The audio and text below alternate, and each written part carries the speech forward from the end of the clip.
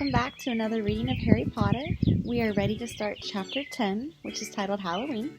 Okay, looks like this. It should be about 20 minutes. Malfoy couldn't believe his eyes when he saw that Harry and Ron were still at Hogwarts the next day, looking tired but perfectly cheerful. Indeed, by the next morning, Harry and Ron thought that meeting the three-headed dog had been an excellent adventure, and they were quite keen to have another one. In the meantime, Harry filled in Ron about the package that seemed to have been moved from Gringotts to Hogwarts, and they spent a lot of time wondering what could possibly need such heavy protection. "It's either really valuable or really dangerous," said Ron. "Or both," said Harry.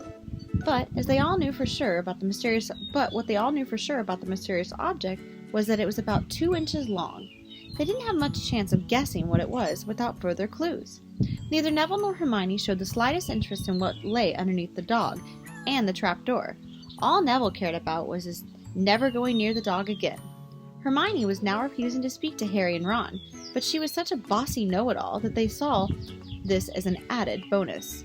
All they really wanted now was a way to get back at Malfoy, and to their great delight, just such thing arrived in the mail about a week later. As the owls flooded into the great hall as usual, everyone's attention was caught at once by a long, thin package carried by 6 large screech owls.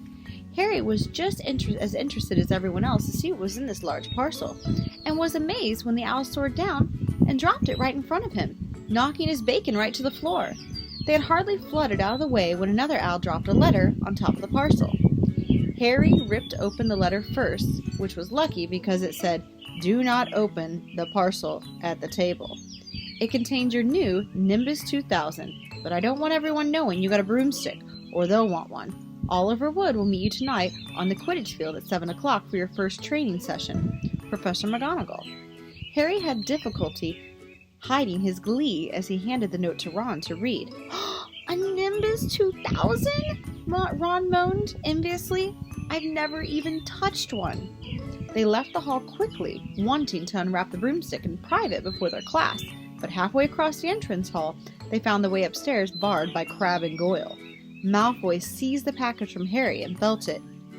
"That's a broomstick," he said, throwing it back to Harry with a mixture of jealousy and spite in his face. "You'll be in for it this time, Potter. First years, they aren't allowed to have one." Ron couldn't resist. "It's not any ordinary broomstick," he said. "It's a Nimbus 2000. What'd you say you got at home, Malfoy? A Comet 260? Ron grinned at Harry. "Comets look flashy, but they're not in the same league as the Nimbus." "What would you know about it, Weasley? You couldn't afford half the handle," Malfoy snapped back. "I suppose you and your brothers have to save up twig by twig." Before Ron could answer, Professor Flitwick appeared at Malfoy's elbow. "Not arguing, I hope, boys," he squeaked. "Potter's been sent a broomstick, Professor," said Malfoy quickly. Yes, that's right," said Professor Flitwick, beaming at Harry. "Professor McGonagall told me all about the special circumstances, Potter. And what model is it?" "A Nimbus 2000, sir," said Harry, fighting not to laugh at the look of horror on Malfoy's face. "And it's really thanks to Malfoy here that I've got it," he added. Harry and Ron headed upstairs, smothering their laughter at Malfoy's obvious rage and confusion. "Well, it's true," Harry chortled as they reached the top of the marble staircase. "If he hadn't sold Neville's Remember-All, we wouldn't be on the team." "So I suppose you think that's a reward for breaking the rules?" came an angry voice from just behind them. Hermione was stomping up the stairs looking disapprovingly at the package in Harry's hands. "I thought you weren't speaking to us," said Harry. "Yes, don't stop now," said Ron. "It's doing us much good." Hermione marched away with her nose in the air. Harry had a lot of trouble keeping his mind on his lessons that day. It kept wandering up to the dormitory, where his new broomstick was lying under his bed, or straying off to the Quidditch field, where he'd be learning to play that night. He bolted his dinner that evening without noticing what he was even eating, and then rushed upstairs with Ron to unwrap the Nimbus 2000 at last. "Wow," Ron sighed as the broomstick rolled onto Harry's bedspread. Even Harry knew nothing about different brooms, thought it looked wonderful. Sleek and shiny with a mahogany handle, it had a long tail of neat, straight twigs, and Nimbus 2000 written in gold near the top. At 7 o'clock drew near, Harry left the castle and set off in the dust toward the Quidditch field. He'd never been inside the stadium before. Hundreds of seats were raised in stands all around the field, so spectators were high enough to see what was going on. At either end of the field there were three golden poles with hoops on the end. They reminded Harry of the little plastic sticks Muggle children blew bubbles through, except that they were 50 feet high. Too eager to fly again to wait for Wood, Harry mounted his broomstick and kicked off from the ground. What a feeling! He swooped in and out of the goalpost and then sped up and down the field. The Nimbus 2000 turned wherever he wanted at the lightest touch. "Hey, Potter, come down!" All of Wood had arrived. He was carrying a large wooden crate under his arm. Harry landed next to him. "Very nice," said Wood, his eyes glinting. "I see what McGonagall meant. You really are a natural. I'm just going to teach you the rules this evening, and then you'll be joining team practice 3 times a week." He opened the crate. Inside were 4 different sized balls. "Right," said Wood. "Now, Quidditch is easy enough to understand, even if it's not easy to play. There are 7 players on each side. 3 of them are called chasers." "3 chasers?" Harry repeated as Wood took a bright red ball as the size of a soccer ball. "This ball is called the quaffle," said Wood. "The chasers throw the quaffle to each other and try to get it through one of the hoops to score a goal. 10 points every time the quaffle goes through one of the hoops. Follow me?" "The chasers throw the quaffle and put it through the hoops to score," Harry recited. "So, that's sort of like basketball on broomsticks with 6 hoops, isn't it?" "What's basketball?" said Wood curiously. "Never mind," said Harry quickly. "Now, there's another player on each side who's called the keeper. I'm keeper for Gryffindor. I have to fly around our hoops and stop either team from scoring." 3 chasers, 1 keeper," said Harry, who was determined to remember it all. "And they play with the quaffle. Got that?" "So what are they for?" He pointed at the 3 balls left in the box. "I'll show you now," said Wood. "Take this." He handed Harry a small club, a bit like sort of a baseball bat. "I'm going to show you what the bludgers do," Wood said. "These 2 are bludgers." He showed Harry 2 identical balls, jet black and slightly smaller than the red quaffle. Harry noticed that they seemed to be straining to escape the straps holding them down inside the box. "Stand back," Wood warned Harry. He bent down and freed one of the bludgers. At once, the black ball rose high in the air and then pelted straight at Harry's face. Harry swung at it with the bat to stop it from breaking his nose and sent it zigzagging away into the air. It zoomed around their heads and then shot at Wood, who dived on top of it and managed to pin it to the ground. "See?" Wood panted, forcing the struggling bludger back into the crate and strapping it down safely. "The bludgers rocket around trying to knock players off their brooms. That's why you have 2 beaters on each team. The Weasley twins are ours. It's their job to protect their side from the bludgers and try to knock them toward the other team. So, think you got all that?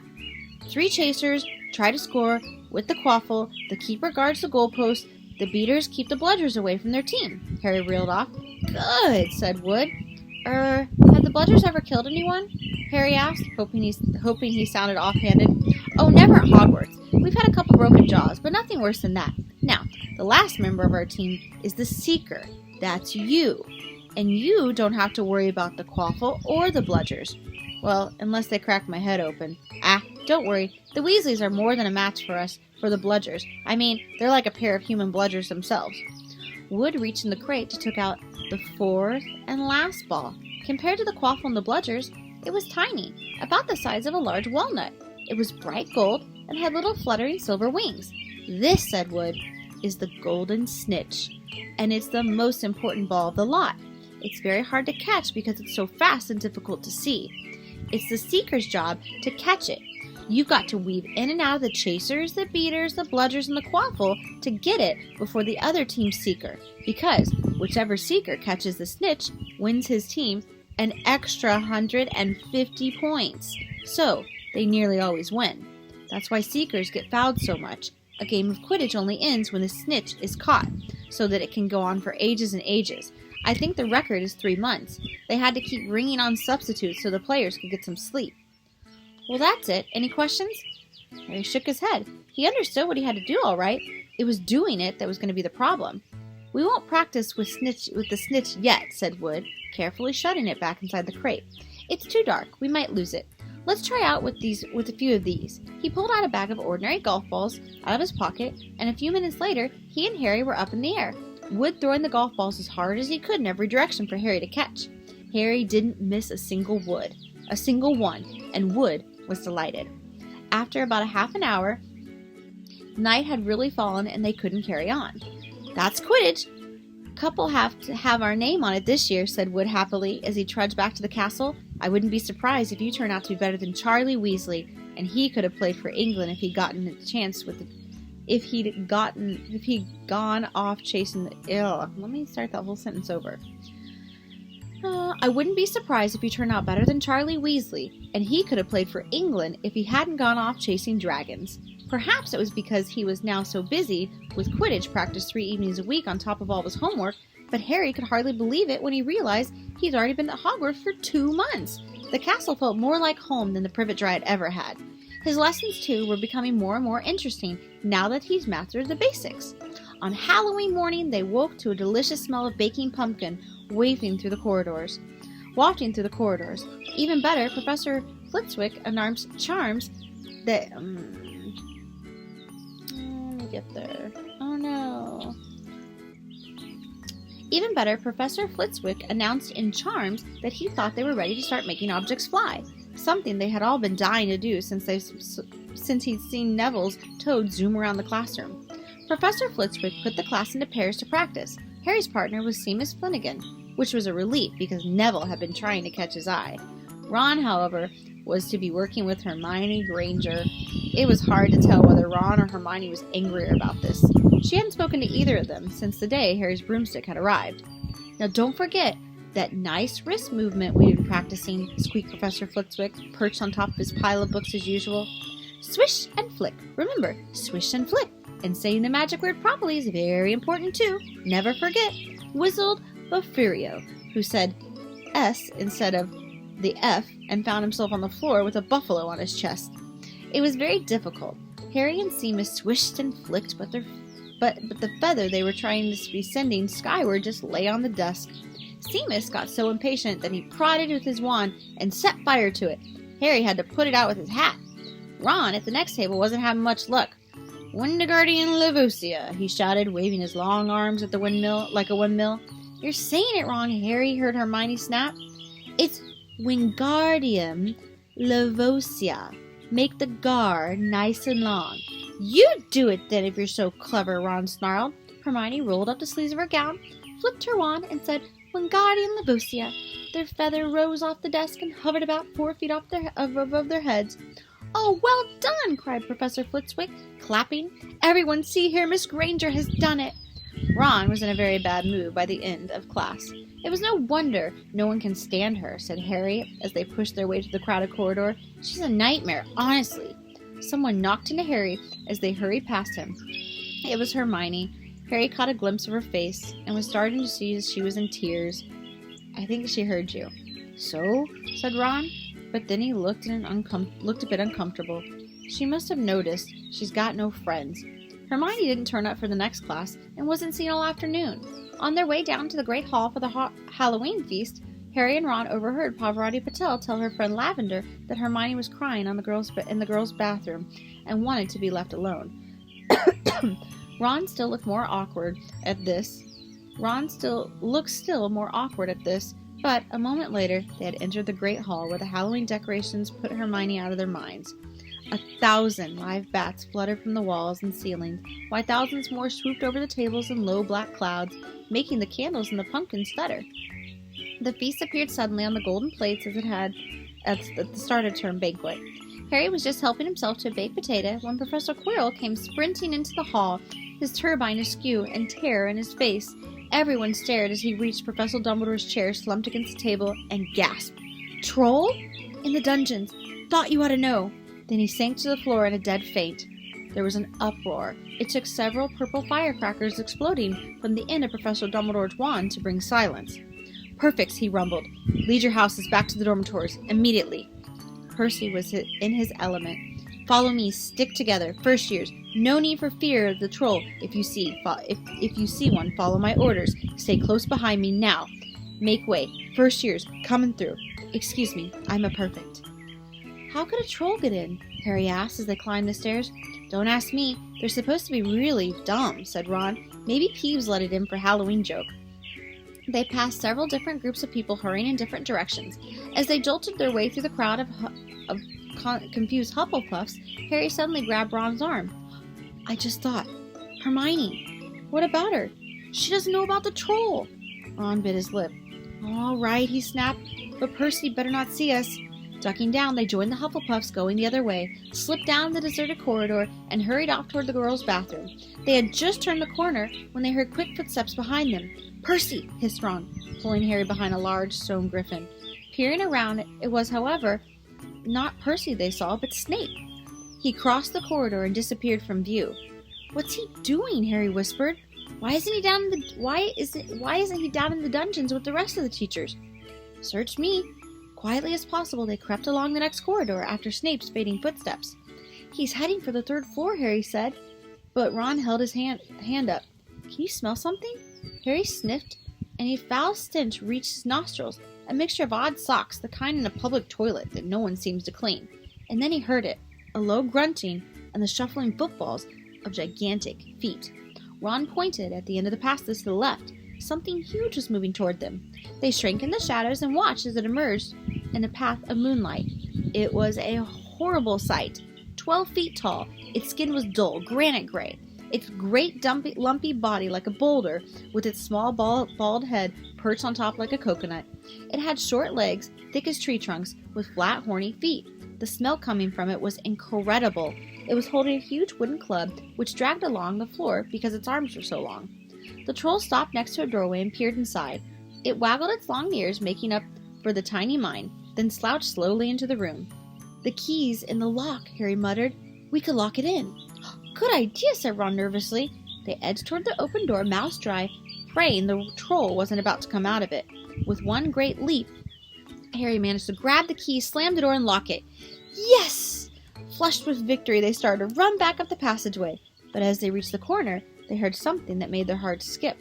A high, petrified scream. And it was coming from the chamber in which they just chained up. Oh no, said Ron, pale as the Bloody Baron. It's the girls' bathroom, Harry gasped. Hermione, they said together. It was the last thing they wanted to do, but what choice did they have? Wheeling around, they sprinted back toward the door and turned the key, fumbling in their panic. Harry pulled open the door and they ran inside. Hermione Granger was shrieking against the wall opposite, looking as if she was about to faint. The troll was advancing on her, knocking the sinks off the walls as it went. Confuse it, Harry said desperately to Ron, and seizing a tap, he threw as hard as he could against the wall. The troll stopped a few feet from Hermione. It lumbered around, blinking to see what had made the noise. Its mean little eyes saw Harry. It hesitated. Then it made for him instead, lifting its club as they went. Oi, pea-brain! Yelled Ron from the other side of the chamber, and he threw a metal pipe at it. The troll didn't even seem to notice the pipe hitting his shoulder, but it heard the yell and paused again, turning its ugly snout toward Ron instead, giving Harry time to run around it. Come on, run, run! Harry yelled at Hermione, trying to pull her toward the door, but she couldn't move. She was still flat against the wall, her mouth open in terror. The shouting and the echoes seemed to be driving the troll berserk. It roared again and started towards Ron, who was nearest, and had no way to escape. Harry then did something that was both brave and dumb. He took a great running jump and managed to fasten his arms around the troll's neck from behind. The troll couldn't feel Harry hanging there, but even a troll would notice if you stuck a long bit of wood up its nose. And Harry's wand had still been in his hand when he jumped. It had gone straight up one of the troll's nostrils. Howling in pain, the troll twisted and flailed its club, with Harry clinging on for dear life. Any second, this troll was going to rip him off or catch him in a terrible blow with the club. Hermione had shrunk to the floor in fright. Ron pulled his own wand out, not knowing what he was doing, and heard himself cry the first spell that came to his mind. Wingardium Leviosa! The club flew suddenly out of the troll's hand, rose up high into the air, and turned slowly over and dropped with a sickening crack onto the owner's head. The troll swayed in the spot and then fell flat on his face with a thud that made the whole room tremble. Harry got to his feet. He was shaking and out of breath. Ron was standing there with the wand still raised, staring at what he had done. It was Hermione who spoke first. Is it dead? I don't think so, said Harry. I think it's just been knocked out. He bent down and pulled the wand out of the troll's nose. It was covered in what looked like lumpy gray glue. Ugh, troll boogers. He wiped it on the troll's trousers. A sudden slamming and loud footsteps made the three of them look up. They hadn't realized what a racket they'd been making, but of course someone downstairs must have heard the crashes and the troll's roars. A moment later, Professor McGonagall had come bursting into the room, closely followed by Snape, with Quirrell bringing up the rear. Quirrell took one look at the troll, let out a faint whimper, and sat down quickly on the toilet, clutching his heart. Snape bent over the troll. Professor McGonagall was looking at Ron and Harry. Harry had never seen her look so angry. Her lips were white. Hopes of winning 50 points for Gryffindor faded quickly from Harry's mind. "What on earth were you thinking of?" said Professor McGonagall, with cold fury in her voice. Harry looked at Ron, who was still standing with the wand in the air. "You're lucky you weren't killed. Why aren't you in your dormitory?" Snape gave Harry a swift, piercing look. Harry looked at the floor. He wished Ron would put his wand down. Then a small voice came out of the shadows. "Please, Professor McGonagall, they were looking for me." "Miss Granger!" Hermione had managed to get up to her feet at last. "I went looking for the troll because I thought I could deal with it on my own because, I've read all about him." Ron dropped his wand. Hermione Granger telling a downright lie to a teacher? "If they hadn't found me, I'd be dead by now." Harry stuck his wand up its nose, and Ron knocked it out with his own club. They didn't have time to come fetch anyone. It was about to finish me off when they arrived. Harry and Ron tried to look as though this story wasn't new to them. "Well, in that case," said Professor McGonagall, staring at the three of them, "Miss Granger, you foolish girl. How could you think of tackling a mountain troll on your own?" Hermione hung her head. Harry was speechless. Hermione was the last person to do anything against the rules, and here she was pretending she had, to get them out of trouble. It was as if Snape had started handing out the sweets. "Miss Granger, 5 points will be taken from Gryffindor for this," said Professor McGonagall. "I'm very disappointed in you. If you are not hurt at all, you better get out off to the Gryffindor Tower. Students are finishing the feast in their houses." Hermione left. Professor McGonagall turned to Harry and Ron. "Well, I still say you were lucky, but not many first-years could have taken on a full-grown mountain troll. You each win Gryffindor 5 points. Professor Dumbledore will be informed of this. You may go." They hurried out of the chamber and didn't speak until they had climbed the last 2 floors up. It was a relief to be away from the smell of the troll, quite apart from anything else. "We should have got more than 10 points, Ron grumbled. 5, you mean, once she's taken off Hermione's. Good of her to get us out of trouble like that," Ron admitted. "Mind you, we did save her." "She might not have needed saving if we hadn't locked the thing in with her," Harry reminded him. They'd reached the portrait of the fat lady. "Pig snout," they said as they entered. The common room was packed and noisy. Everyone was eating the food that had been set up. Hermione, however, stood alone by the door waiting for them. There was an embarrassed pause, then none of them looking at each other. They all said, "Thanks," and they hurried off to get the plates. But from that moment on, Hermione Granger became their friend. "Hi, Cal." There are some things you can't share without ending up liking each other, and knocking out a 12-foot mountain troll is one of them. Alright guys, that's the end of our chapter 10 of Halloween. I hope you guys enjoyed it. I thought it was great, and I hope you guys have a great day. I miss you and love you.